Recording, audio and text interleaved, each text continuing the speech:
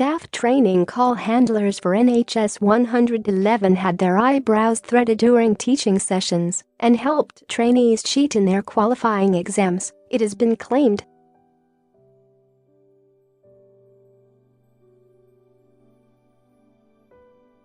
Trainees were allegedly left alone for hours at a time by their tutors who ran around with their phones like silly teenagers and constantly made sexual jokes.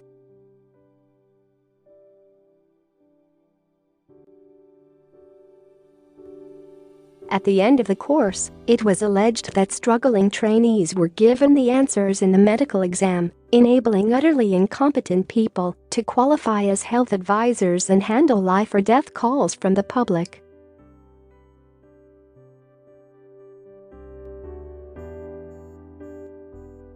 The claims were made by a whistleblower who told Mail Online the 6 weeks of training offered to frontline medical staff was like a term at Grange Hill.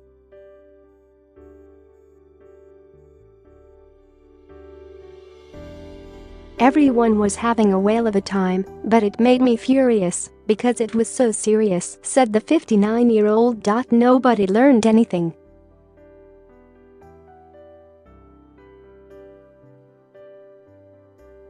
Their attitude will inevitably lead to deaths. Allegations of slapdash training come just weeks after a 6-year-old boy died in Plymouth when his father failed to get proper medical help despite spending 6 hours phoning the hotline.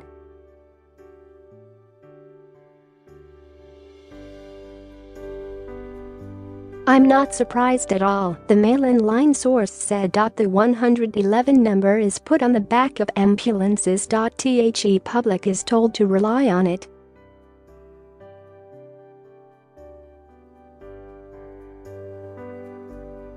Call handlers make important decisions based on symptoms they hear over the phone and direct patients down the right medical pathways.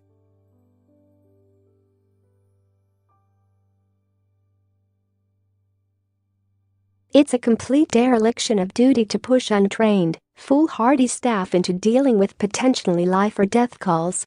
The whistleblower applied for the part-time, £8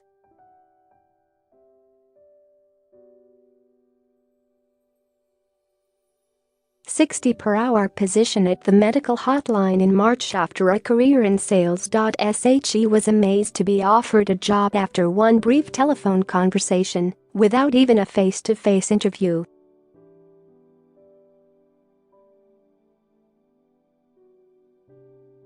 "I could have been a serial killer," she said. "I got the job within a few hours of applying. The phone call was a total joke and only lasted 10 minutes.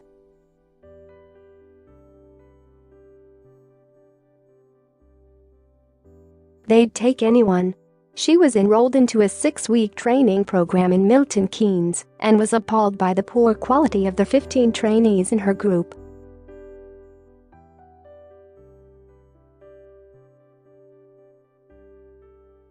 "Clearly they hadn't vetted applicants properly," she said. One man had a visual impairment and struggled to read the computer screen.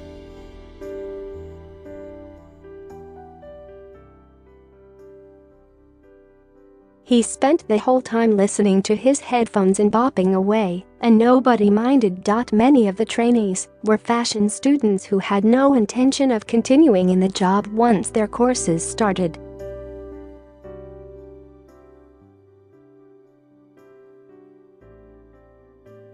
One woman was 5 months pregnant and homeless. There were no standards. The environment was like a noisy, daft playground and it was hardly possible to learn at all.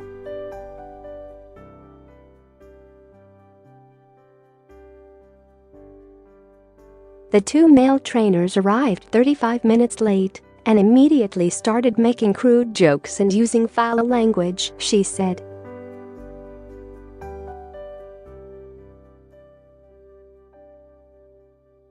"It was like the set of the Jeremy Kyle show," she added, "not a serious medical facility with a professional concentrated atmosphere."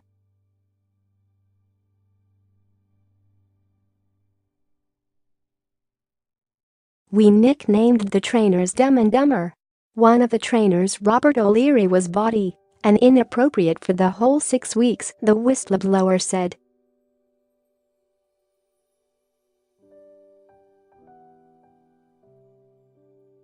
He called himself a big fat fairy and made jokes about how he kept his phone in his breast pocket because it made his nipple vibrate, she said.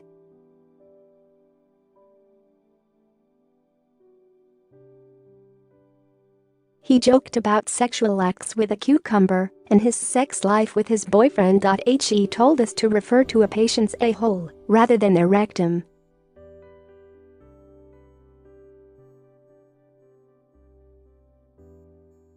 He kept going on about his phobia of bananas. It was like a foul-mouthed stand-up routine or a cabaret act. I felt really anxious because I didn't want to be responsible for taking a call when I'd been taught absolutely nothing.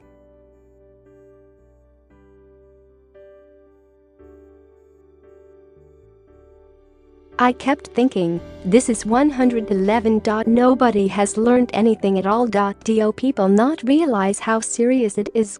I was expecting Ricky Gervais or Candid Camera to appear.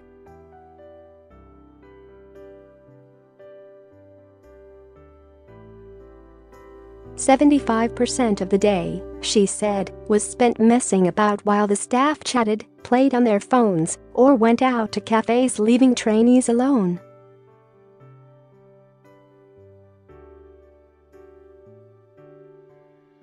Then they were given a distance learning pack and told to read complex medical material in their own time. Of course nobody bothered apart from me, she said.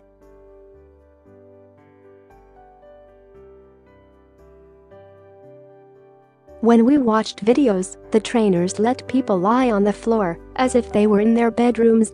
They all spent a whole afternoon getting their eyebrows threaded in the classroom.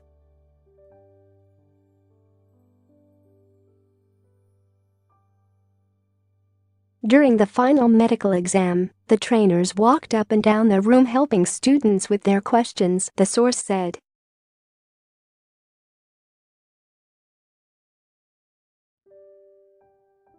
When they got their answers wrong, the staff helped them correct them so they could pass, she said. People were being coached step by step through the exam.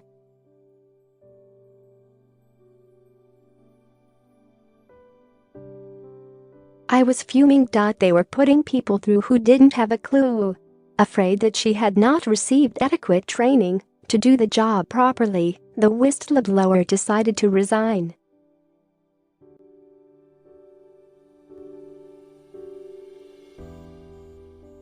When she raised her concerns with the NHS, she was not taken seriously. This is how taxpayers' money is being spent, she said.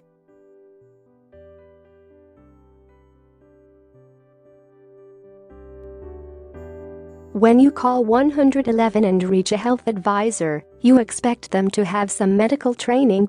You don't expect to speak to a badly trained idiot.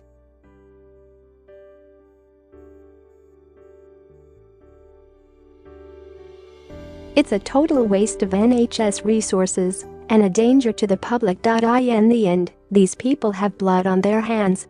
A spokesman for Conduit Global, the private company that provides the NHS 111 training in Milton Keynes, said, Conduit Global operates a comprehensive training program in adherence to NHS pathways requirements with a rigorous governance framework in alignment with the standards of the CQC.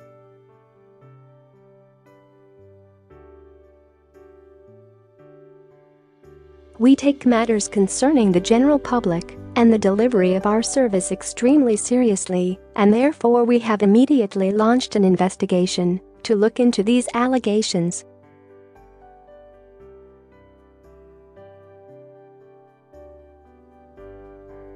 Conduit Global is 100% committed to patient safety, and any substantiation to the allegations will be addressed immediately.